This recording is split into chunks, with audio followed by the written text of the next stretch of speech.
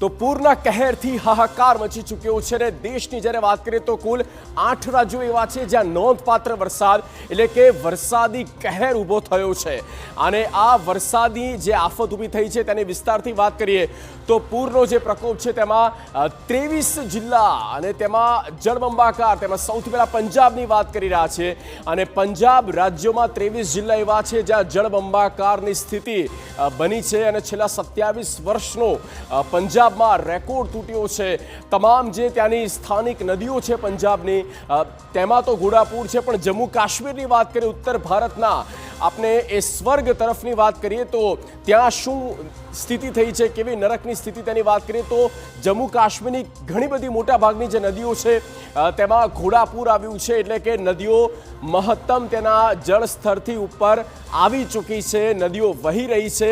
આ પ્રકારની હાલત છે જમ્મુ કાશ્મીરમાં અને એટલા માટે જ આ સ્વર્ગ જે છે તે નરક જેવું લાગી રહ્યું છે જમ્મુ કાશ્મીરના લોકોને। એવી આફત અને લોકો એ હદે ત્રાહિમામ થઈ ગયા છે અને હવે વરસાદ ખમૈયા કરે તેવી પણ લોકો ગુહાર લગાવી રહ્યા છે કુદરતને। હિમાચલ પ્રદેશની વાત કરીએ તો આફતનું રેડ એલર્ટ આપવામાં આવ્યું છે। હિમાચલ પ્રદેશમાં છેલ્લા ઘણા સમયથી આપણે જોયું છે, છેલ્લા 2 મહિનાથી આપણે જોઈ રહ્યા છે કે કઈ રીતે સ્થિતિ બગડી રહી છે। યમુના નદીની વાત કરીએ તો દિલ્હીનું આ યમુના નદી જેની પર દિલ્હીવાસીઓ નભે છે અને આ યમુનાના પાણી પણ હવે ખતરો બની રહ્યા છે। આ જળ એક રીતે મુશ્કેલી ઊભી કરી રહ્યા છે। પહાડ તોડ મુશ્કેલી હોય તો તે છે ઉત્તરાખંડમાં, આ પહાડી રાજ્ય ઉત્તરાખંડ અને ત્યાં પણ પહાડો તૂટવા, અનેક પથ્થરો તૂટવા, રસ્તાઓનું ધોવાણ થવું, માટીનું ધોવાણ અને તેના કારણે સ્થિતિ બદથી બદતર બની ગઈ છે અને તે છે ઉત્તરાખંડ રાજ્ય।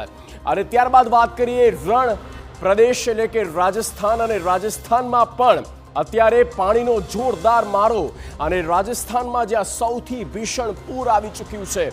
રાજસ્થાનના ભીલવાડાની તો વાત જ શું કરવી, ત્યાં એટલું પાણી ભરાયું છે અને પ્રશાસનની પણ બેદરકારીને તેના કારણે પાણીનો ભરાવો એ ભીલવાડામાં પણ આપણે જોઈ રહ્યા છીએ।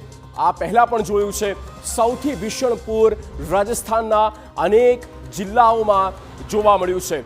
તો ઉત્તરથી લઈને મધ્ય હોય કે પછી પૂર્વ તરફ આવીએ તો રાજસ્થાન સુધી આ અનેક જગ્યા પર સૌથી ભીષણ તબાહી મચી ચૂકી છે।